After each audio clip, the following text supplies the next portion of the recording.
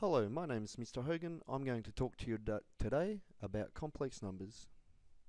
By the end of this presentation, you should be able to identify a complex number, graph a complex number on the Argand plane, add and subtract and multiply complex numbers in the Cartesian form. Let's imagine we want to solve this quadratic equation. X squared minus 1 equals 0. First thing I'm going to do is plus 1 to both sides. Now I'm going to take the square root. Then I say, well, that means that x equals plus or minus 1. Now I'm going to solve another quadratic. This time, x squared plus 1 equals 0. I subtract 1 from both sides. Then I take the square root of both sides. Now we strike a problem. In the real number field, we get to the square root of minus 1 and we say no solutions exist. So no real solutions exist. Why not? Y equals x squared plus 1 does not intersect the x-axis if you drew the graph. Well, how do we get around that? We invent an imaginary number. And the number we invent we call I. And I is such that I equals the square root of negative 1. Therefore, I squared equals minus 1. Any number containing I is called a complex number. Now let's go back to our problem and solve that quadratic again. We follow the same steps. Minus 1 from both sides, take the square root, but this time the square root of negative 1 is I. So our answer, x equals either plus or minus the square root of negative 1, which is plus or minus I. So solutions do exist over what we call the unreal, or more commonly, the complex numbers field. Okay, here's another example. Let's solve this quadratic. I'm going to use the quadratic formula, which you would all recognize. I'm using a equals 1, b equals minus 2, c equals 11. Substitute those values in. I'm particularly interested in what's under the square root sign. 4 minus 4 times 1 times 11 gives me 4 minus 44. I end up with the square root of minus 40. That's the part that I'm most interested in. In the real number world, we would stop and say no solution exists. But now that we can deal with complex numbers, we're going to break that square root up into 4 times 10 times minus 1. And we can break that up even further into the square root of 4 times the square root of 10 times the square root of minus 1. And you would recognize that that's the same as 2. The square root of 4 is 2, and the square root of minus 1 is I. Now we would rewrite that as 2 plus or minus 2 root 10 times I. Notice that the I is not in the under the square root sign. Now if you take a common factor of 2 out from both of those, you can cancel that out, and x equals 1 plus root 10i or 1 minus root 10i. Here's another problem. Let's solve this. X squared plus 9 equals 3. Now we look at that in the complex number field and we say, well, 9 is the same, plus 9 is the same as 3 times minus 1 all squared. Or, more succinctly, x squared minus 3i all squared. So 3 squared makes I, and I squared makes minus 1. Then we can use difference of two squares. X minus 3i times x plus 3i. And so, oh, I don't know, that squared shouldn't be there. Just excuse me one moment. That what am I going to do there? That squared's not there. Sorry about that. X equals plus 3i or minus 3i. Okay. Here's our little rule. Any number, z, so we're calling our number z, in the form x plus yi, where x and y are both real numbers, is a complex number. What does that mean? Well, here's a complex number. Z equals 3 minus 2i. Have a look at what we call the argand plane. This is what we call an oh no, I'm not going to write that either.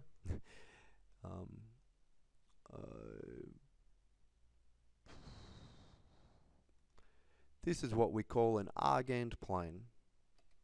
First thing you'll notice, on the x-axis, I'm putting the real part of the z.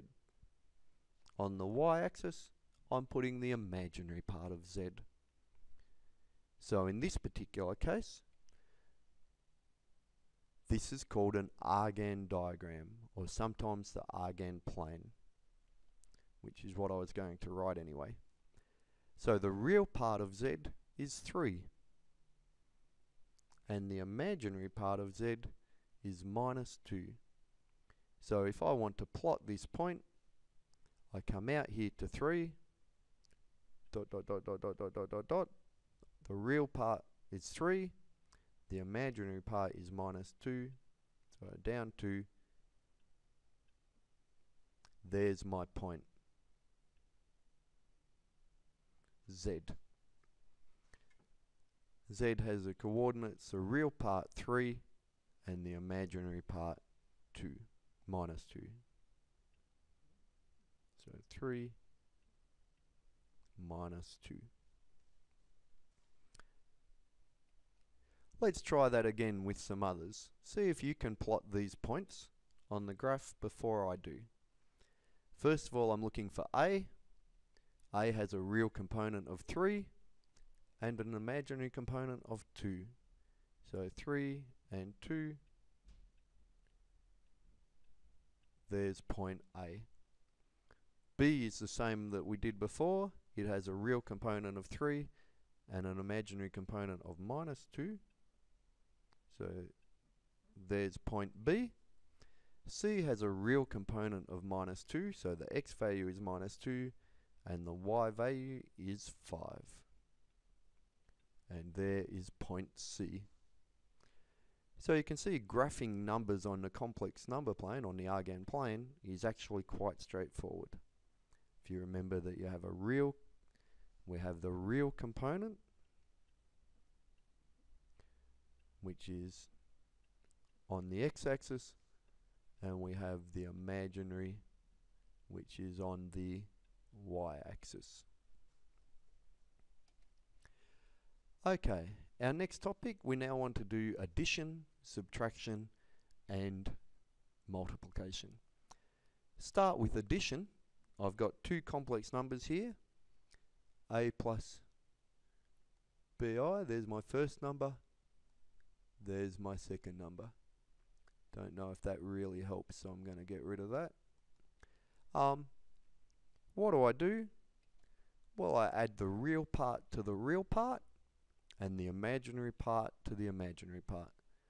So this is the real part to the real part and the imaginary part to the imaginary part. Just going to get rid of that as well. So that,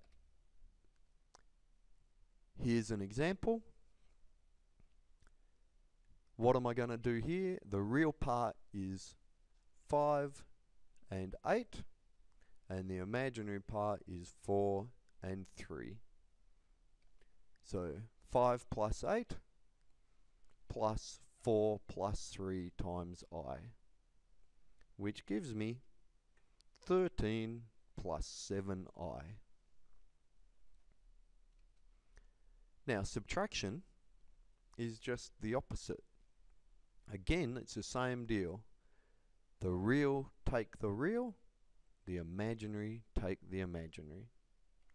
So you'll notice I have the real part take the real part, the imaginary part take the imaginary part. So here's my example. I've got the real part of 4 minus 3, and I've got the imaginary part is minus 3 minus 6. So we deal with the real part, 4 minus 3, and the imaginary parts, minus 3 minus 6, which hopefully gives me 7 plus 3i. Now multiplication. Multiplication's interesting because I squared, that's our definition. I squared equals I times I, which is minus 1. Now you look at I cubed, that's I times I times I, but I times I squared is minus 1. So that's minus I to the power of 4 is I times I times I times I, but that's minus 1 times minus 1, which is plus 1. And hopefully you can see a pattern. I add the powers, I squared plus I times I to the 5 gives me I to the 8. It has an even power, so it equals 1. What if I'm adding values, two complex numbers that aren't just in I? These are both in what we call Cartesian form. They have an x component and a y component. So that's what we call Cartesian. Oh, that's a bit ordinary. Cartesian form. Just going to see if I can rub out that T and try again. Go away, Mr. T. And try again. Cartesian.